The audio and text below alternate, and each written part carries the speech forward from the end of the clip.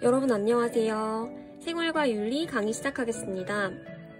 여러분 선생님이 올해 꿈이 있어요. 내년에 책을 출판하는 게 선생님 목표예요. 그냥 책이 아니고 생활과 윤리랑 윤리와 사상 단권화 노트를 만들어서 출간하는 게 목표예요. 그래서 지금부터 여러 가지 작업들을 하고 있는데요. 이렇게 선생님이 꿈을 가지고 뭘 하다 보니까 삶의 의욕이 막 생기더라고요. 여러분들 지금 당장 눈앞의 목표 때문에 너무 힘들더라도 꿈이 있다는 거 한 가지만으로도 굉장히 삶에 어떤 행복감을 줄 수 있는 거라는 거를 여러분들이 알아뒀으면 좋겠어요. 자, 그러면 오늘 진도 나가보도록 하겠습니다. 오늘은요, 어떤 부분 배울 거냐 하면 배려윤리 부분 배워보도록 할게요. 다 같이 쓰세요. 배려윤리. 자, 배려윤리에서는요, 크게 두 명의 학자 배울 거예요. 누구 배울 거냐면, 첫 번째로는 길리건 배울 거예요. 길리건. 그리고 두 번째로는 나딩스라는 학자를 배울 거예요. 그래서 첫 번째, 길리건의 이론부터 한번 배워보도록 할게요. 자, 길리건이라는 사람은요, 어떤 이론을 전개한 사람이냐면, 남자와 여자는 도덕 발달에 있어서 차이가 있다고 생각한 사람이에요. 남자와 여자는 도덕 발달 양상에 있어 차이가 있다. 그러면 왜 남자와 여자는 도덕 발달에 있어서 차이가 있다고 생각했을까요? 왜 그렇게 생각을 했냐면, 남녀 간에 그런 차이가 생기는 것은 본래 타고난 것이 아니라 그들이 어렸을 때 경험한 심리적 경험 때문이라고 생각했어요. 그러면 그들이 어떤 경험을 했길래 그렇게 도덕 발달이 다르게 되는 걸까요? 네, 어떤 경험을 하냐면요. 어머니의 교육 속에서 남자와 여자는 서로 다른 경험을 하게 된다고 생각했어요.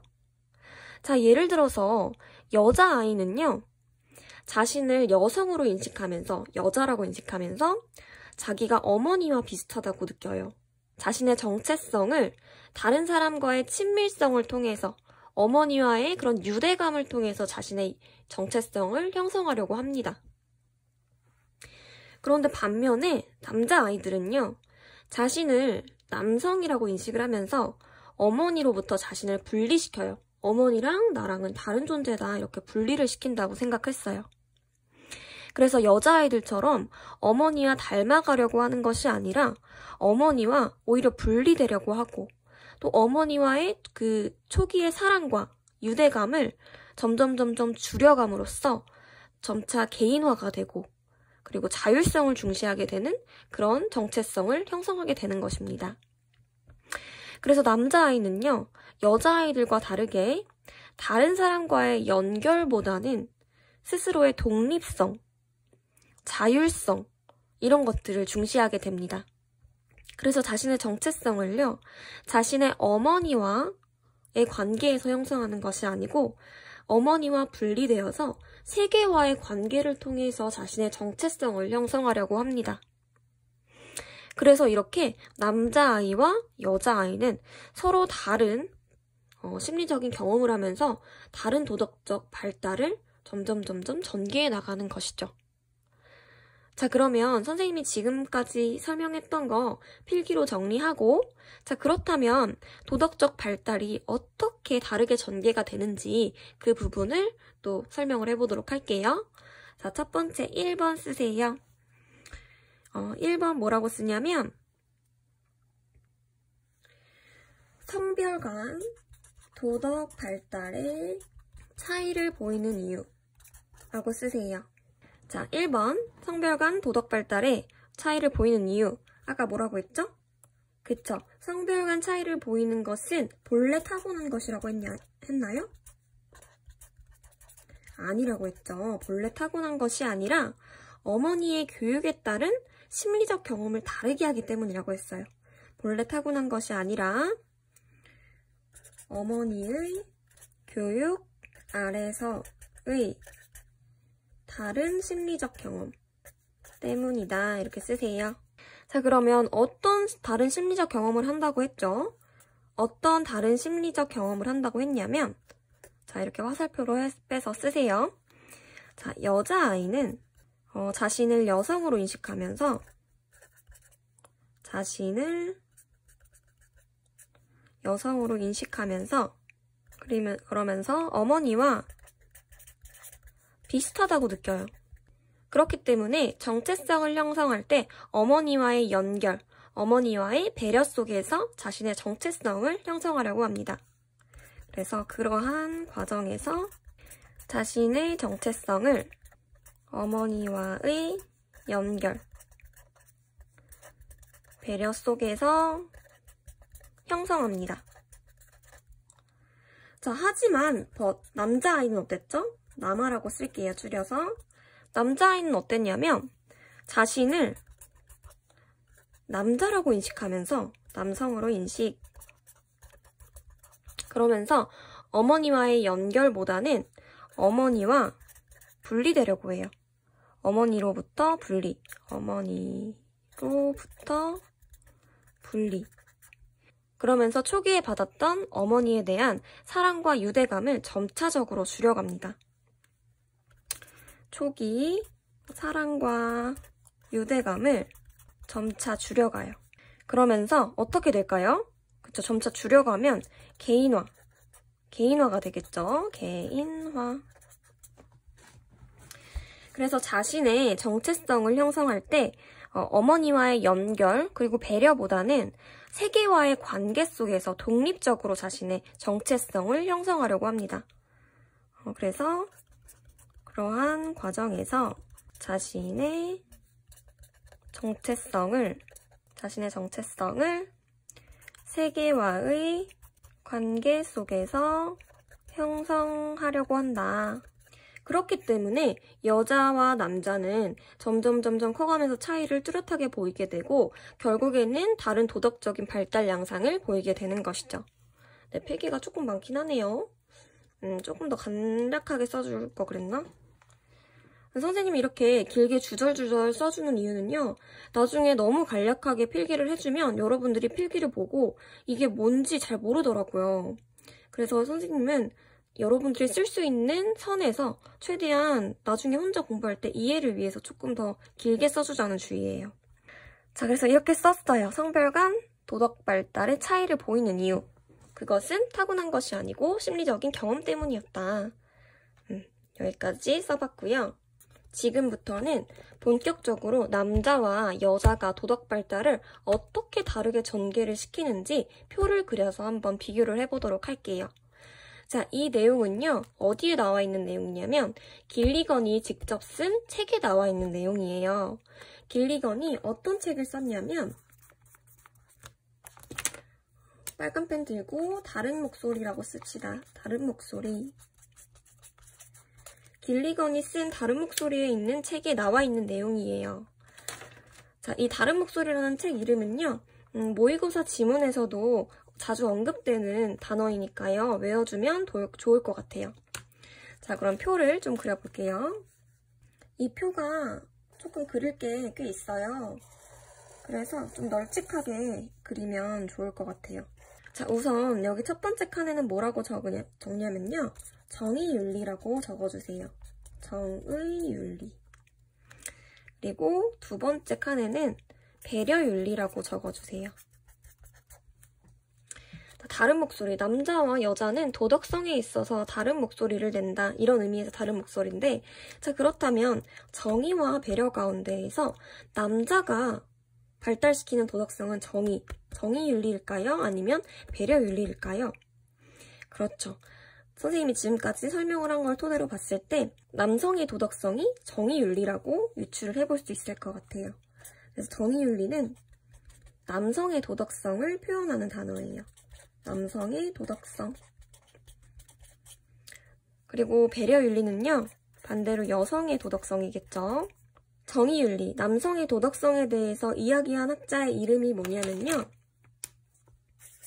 콜버그예요. 콜버그. 콜버그라는 사람은 남성의 도덕성이라는 표현은 쓰진 않았고요. 정의윤리라는 표현을 썼어요. 콜버그는 정의윤리에 대해서 이야기를 하면서 도덕성이 무엇인지 이야기를 해주었는데 길리건이 보기에는 콜버그가 설명한 정의윤리가 남성에게만 맞춰진 도덕성이라고 생각을 했어요. 그래서 콜버그는 정의윤리를 주장했다. 근데 그것을 남성의 도덕성이라고 말하기보다는 그냥 인간 도덕성에 대해서 설명을 했는데 길리건은 그것을 보고 이건 여자에게는 맞지 않는 설명이다 라고 생각을 했어요. 그래서 길리건은 콜버그의 이론을 보고 이거는 순전히 남성에 맞춰진 도덕성에 대한 이야기이고 나는 이제부터 여성에게 맞춰진 도덕성에 대한 이야기를 하겠다 라는 취지에서 배려윤리를 이야기하게 된 거예요. 자, 그러면 남성의 도덕성, 또 여성의 도덕성 비교를 해가면서 각자 어떤 양상으로 도덕을 발달시키는지 어떤 차이를 보이는지 한번 알아보도록 할게요. 자, 첫 번째로는요. 우선 도덕적 자아 쓰세요. 도덕적 자아. 아까 1번에서 얘기했듯이 여자아이들은 어머니와의 유대관계를 통해서 자신의 정체성을 형성시킨다고 했어요. 그렇기 때문에 도덕적인 자아, 자신의 정체성이 남들과의 연결 속에서 형성이 된다고 생각했어요. 그래서 이렇게 한번 써볼게요. 관계망을 통해 연결된 상호 의존적 자아. 그렇겠죠. 여자아이들은 어머니와의 유대 관계 속에서 자신의 정체성을 형성하기 때문에 자아가 상대적으로 관계망을 통해서 형성돼 있다고 생각을 했어요. 반면에 남자아이들은 자신을 남성적인 존재로 인식을 하고 어머니로부터 분리되려고 했어요. 그렇기 때문에 그들은 도덕적 자아가 어떻게 형성될 수 있을까요? 그렇죠. 점점점 분리되고 어머니와의 관계를 통해 자아를 형성하기보다는 세계와의 관계를 통해 자신의 자아를 형성하기 때문에 남성들의 자아는요, 분리된 개별적이고 또 자율적인 자아라고 할 수 있어요. 다음, 그러면 이러한 자아들은 과연 근본적으로 어떤 도덕적인 명령을 내리게 될까요? 자, 우선 분리된 개별적인 자아는 자신이 도덕적인 행동을 할 때 무엇을 가장 중요시하면서 도덕적인 명령을 내리게 될까요? 배려일까요? 정의일까요? 그렇죠. 당연히 정의겠죠. 그래서 근본적인 도덕 명령. 근본적으로 이런 자율적이고 개별화된 자아들이 자신에게 도덕적인 명령을 내릴 때는 정의를 가장 중점적으로 중시해서 자신에게 도덕적인 명령을 내리게 돼요. 그런 반면에 여성들은 자신에게 도덕적인 명령을 내릴 때 어떤 것을 가장 중시할까요? 그렇죠. 배려라고 할 수 있어요. 배려. 여자아이들은 상대적으로 어머니와의 관계, 유대, 사랑, 배려, 책임 이러한 유대 속에서 자신의 정체성을 형성하기 때문에 도덕적인 명령을 내릴 때에도 배려를 가장 중요시하면서 도덕적인 명령을 내릴 거예요. 다음으로 정의윤리에서는 가장 강조하는 것이 그럼 무엇일까요? 권리나 이성이라고 할 수 있어요. 내가 누군가와의 그런 연결이나 유대보다는 객관적인 이성을 가지고 어떤 자신의 권리를 추구하고 객관적인 판단을 하고 이런 것들을 가장 중요하게 생각했어요. 반면에 배려윤리에서 가장 중요하게 생각했던 것은 인간관계 속에서의 책임, 보살핌이 가장 중요했어요. 당연히 여자아이들은 어머니와의 관계를 통해서 배려하고 유대감을 키워가는 것을 가장 중요했기 때문에 강조점도 당연히 이런 점들에 있겠죠. 자, 그리고 정의윤리에서 전제점으로 깐 게 있어요. 전제점. 우리가 정의를 추구하고 권리를 내세우기 위한 전제점이 정의윤리에서 뭐라고 했을까요? 뭐라고 했냐면 평등이라고 했어요. 우리가 정의를 외치고 권리를 내세울 수 있으려면 우선은 평등이 전제되어야 된다고 생각을 했어요. 그리고 반면에 배려윤리에서는요, 우리가 남들과 배려를 하고 인간관계 속에서 보살핌과 책임, 이런 관계, 유대를 맺기 위한 전제를 뭐라고 생각했냐면 비폭력이라고 생각했어요. 비폭력. 폭력이 없어야 그 다음에 배려가 있을 수 있다 라고 생각을 한 거예요. 자, 그리고 정의윤리와 배려윤리가 도덕문제의 원인을 뭐라고 파악했는지. 정의윤리와 배려윤리는요, 도덕문제의 원인을 각각 다르게 파악을 했거든요. 남성들은요, 도덕문제의 원인은요, 항상 권리 간의 갈등에서부터 시작한다고 생각했어요. 권리 간 갈등. 반면에요, 여성들은 어떤 도덕 문제가 발생했을 때 그 발생 원인을 항상 책임 간의 갈등 속에서 시작한다고 생각을 했어요. 자, 어떤 맥락인지 이제 점점 조금씩 파악이 되죠. 남성의 윤리와 여성의 윤리가 어떻게 다른지. 자, 그러면 이러한 도덕 문제의 원인을 다르게 파악했으니까 그 원인에 대한 해결책도 서로 다르게 제시를 했겠죠. 우선 남성들은 갈등을 해결할 때 가장 중요시했던 것들이 뭐냐면 개별성, 그리고 원리 원칙적으로 또렷하게 딱 문제를 해결하는 거, 그리고 공정성, 공정하게 해결하는 거, 그 다음에 규칙은 사실 원리랑 같은 말이죠. 그 다음에 법칙, 그리고 호혜성이라는 말은요, 서로에게 이득이 되는 이라는 뜻이에요. 그래서 갈등을 해결할 때 남성들은 원리 원칙적으로 공정하게 서로 이득이 되는 방향으로 갈등을 해결하려고 했어요. 반면에 여성들은요, 갈등 해결을 어떻게 하려고 했냐면 책임감 속에서 또 관계, 배려, 조화, 동정심, 자기 희생적인 방법으로 갈등을 해결하려고 했습니다. 정말 극명히 구분되죠. 여성들은 갈등 해결을 다른 사람들의 관계, 배려, 조화를 통해서 하려고 했다면 남성들은 규칙대로, 원리대로 공정하게 갈등을 해결하려고 했다. 자, 이렇게 남성의 윤리와 또 여성의 윤리를 각각 다르게 살펴봤는데요. 길리건이 사실 여기서 이야기하고 싶은 것은 뭐였냐면요. 더 이상 여성을 열등한 존재로 바라보지 말라라는 것을 이야기하고 싶었어요. 왜 이런 얘기를 했냐면 길리건이 생각했을 때는 지금까지는 남성의 도덕성에만 초점이 맞춰져 있었고 그렇기 때문에 여성을 당연히 열등한 존재로 간주해왔다. 자, 그런데 여성을 열등한 존재로 간주할 게 아니고 남성의 도덕성, 여성의 도덕성이 따로 있다는 것을 알고 여성은 여성만의 도덕성으로 평가해야 한다 라는 것을 이야기하고 싶었어요. 그래서 콜버그가 이야기했던 이러한 정의윤리, 남성의 도덕성으로 여성을 평가하지 말아라.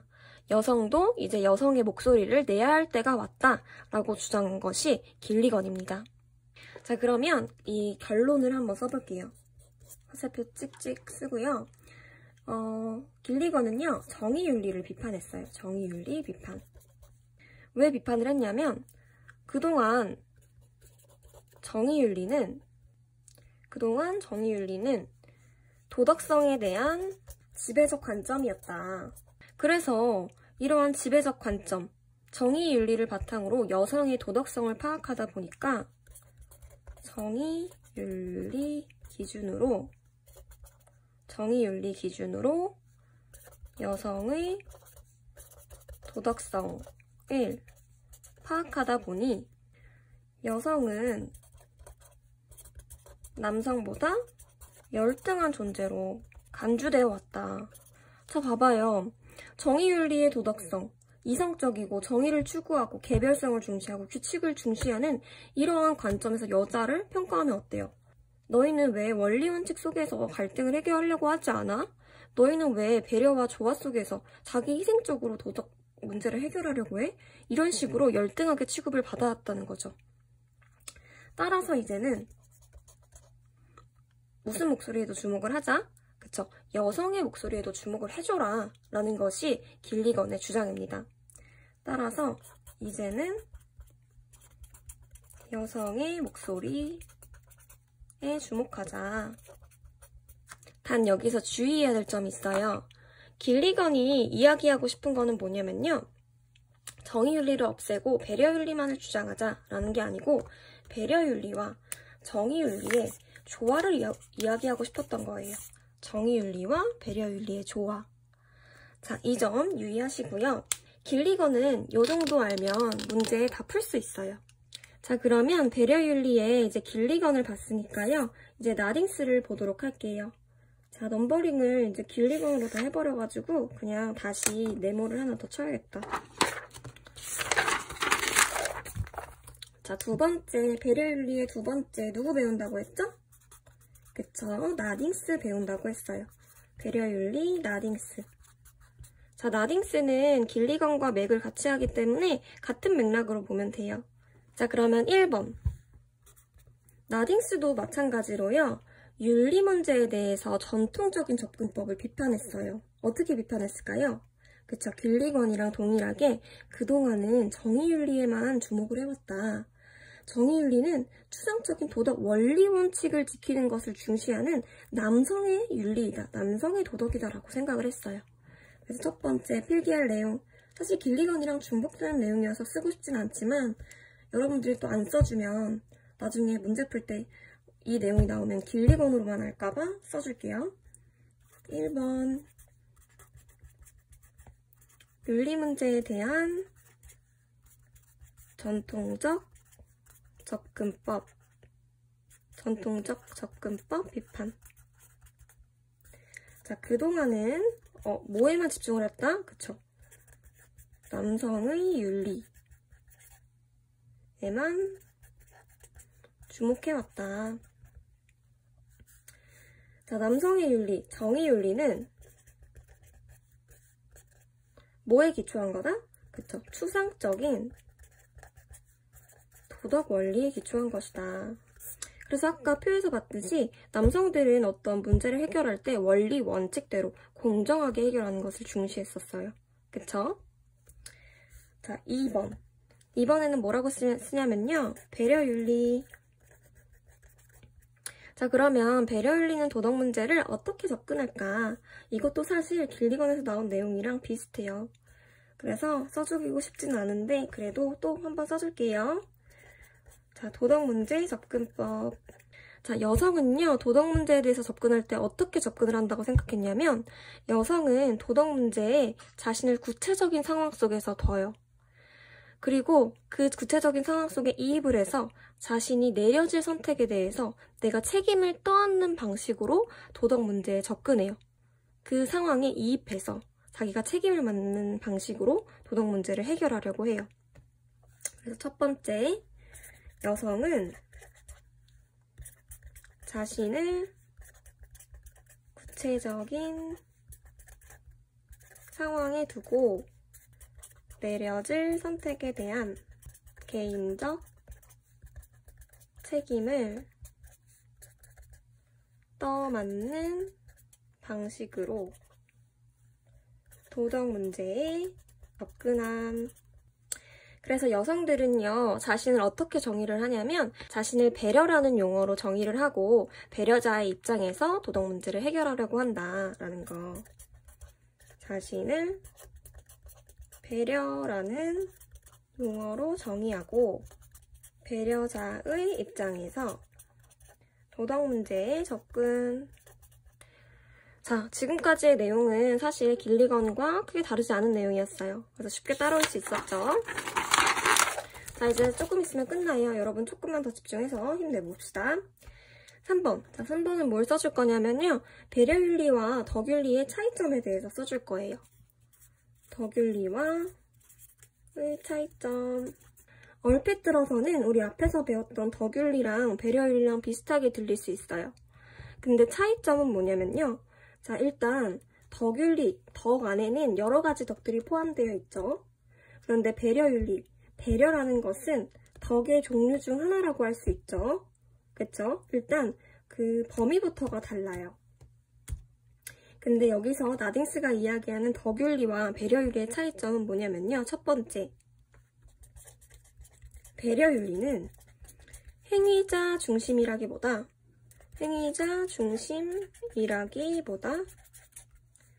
관계 중심이다. 자, 여러분 이게 무슨 말이냐 하면 우리 앞서 봤던 덕윤리는 행위자 중심이라고 했어요. 자, 행위 자중심이 뭐였냐면 우리가 어떤 행위를 규칙으로 정해놓고 따르지 않고 내 자신이 품성이 있는 사람, 유덕한 사람이 된다면 굳이 규칙을 따르지 않아도 적재적소에 맞는 행위를 할 수 있다고 생각했어요. 그렇기 때문에 규칙을 단순히 따르기보다는 내가 좋은 사람이 되는 게 덕윤리에서는 중요했어요. 그래서 행위자 중심이라는 표현을 썼었죠. 그런데 배려윤리에서는요, 개인 행위자 자체에 초점을 두기보다는요, 배려윤리에서는 나와 너 사이의 연결을 중시해요. 나와 너 사이의 관계를 중시하는 거예요.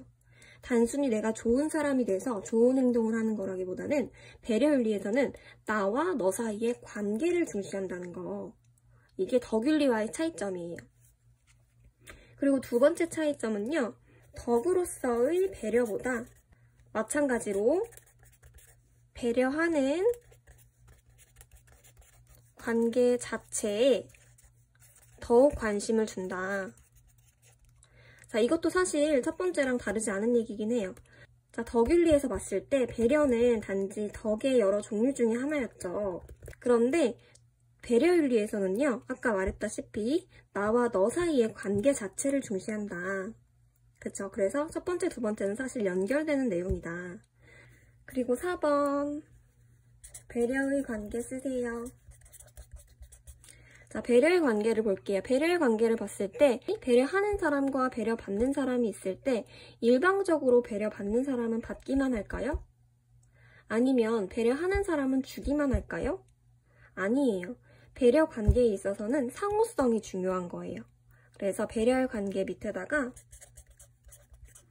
배려자와 배려받는 자의 상호성이 필요하다라는 거 써주세요. 그리고 마지막 5번. 사실 나딩스에서는 이 부분이 제일 중요해요. 이 부분이 제일 많이 나오고요. 자, 배려의 종류 파란색으로 써보세요. 배려의 종류. 자, 배려의 종류로는 크게 두 가지가 있어요. 첫 번째로는 자연적 배려가 있어요. 무슨 배려? 그쵸? 자연적 배려. 두 번째로는 무슨 배려가 있냐면 윤리적 배려가 있어요. 무슨 배려? 그쵸? 윤리적 배려. 그래서 배려의 종류에는 자연적 배려와 윤리적 배려가 있다. 자, 그럼 자연적 배려란 뭘까? 이거부터 한번 볼게요. 자, 자연적 배려라는 건 뭐냐면요. 내가 배려하고자 이렇게 의식하지 않아도 자연스럽게 배려를 할 수 있는 걸 얘기해요. 자, 여러분 생각해보세요. 여러분들이 의식하지 않아도 배려할 수 있는 관계 누가 있을까요? 그렇죠. 여러분들이 의식하지 않아도 배려할 수 있는 건 가족일 거예요. 가족 가운데에서도 배려의 시작이 어디서부터 시작됐다고 생각을 했냐면 여러분의 어머니가 여러분들에게 주는 배려, 이게 배려의 시작이라고 생각을 했어요. 어머니가 자녀에게 주는 배려는 의식하지 않아도 자연스럽게 몸으로 나오는 거예요. 그래서 배려라는 것은 어디서부터 시작을 했다? 그쵸? 어머니가 자녀에게 배려를 하는 것에서부터 배려가 시작했다. 그래서 자연적 배려라는 것은 뭐냐면 배려하고자 하는 자연적 열망을 얘기해요. 그리고 자연적 배려의 시작은 어디서 했다? 그쵸? 자연적 배려의 시작은 어머니가 아이에게 주는 사랑에서부터 시작했다. 자, 그래서 자연적 배려의 시작을 무슨 말로 써볼 거냐면 자연적 배려의 원형이라는 말로 쓸게요. 원형이라는 것은 시작이라고 해석해도 무방해요. 그래서 자연적 배려의 원형은 모성애이다. 알겠죠? 자, 두 번째. 그러면 윤리적 배려란 무엇일까? 자, 윤리적 배려라는 건 뭐냐면요. 내가 자연스럽게 나오는 배려는 아니에요. 그런데 내가 배려받았던 기억을 떠올려서 의무감에서 다른 사람에게 배려를 베푸는 것. 그게 윤리적인 배려예요. 내가 어머니에게 받았던 배려를 토대로, 그 기억을 토대로 내가 다른 사람에게 배려를 베푸는 것. 그게 윤리적인 배려인 거예요. 그렇기 때문에 윤리적 배려라는 것은 어디에 기초해 있다고 할 수 있을까요? 그렇죠. 당연히 내 어머니한테서 배려받은 기억을 바탕으로 내가 남한테 배려를 해주는 거기 때문에 자연적 배려에 기초한다고 할 수 있어요. 자연적 배려의 기초함. 그리고 두 번째. 자, 윤리적 배려는 자연적 배려의 기억에 대응해서 일어나는 감정이다 라는 거. 알겠죠? 그리고 마지막 세 번째. 자, 윤리적 배려는 자연스럽게 우리가 할 수 있는 배려예요? 아니면 내가 의식을 통해서 나올 수 있는 배려예요? 그쵸? 의식을 통해서 우리가 나올 수 있는 배려였어요. 그렇기 때문에 의무감에서 나온. 자, 여기까지가 이제 나딩스의 배려윤리 내용이었어요. 자, 오늘은 배려윤리, 길리건과 나딩스의 배려윤리에 대해서 봤어요. 오늘 내용은 그렇게 어렵지 않았죠? 자, 여러분 오늘도 집중하느라 수고 많았고요. 다음 시간에 또 만나요. 안녕.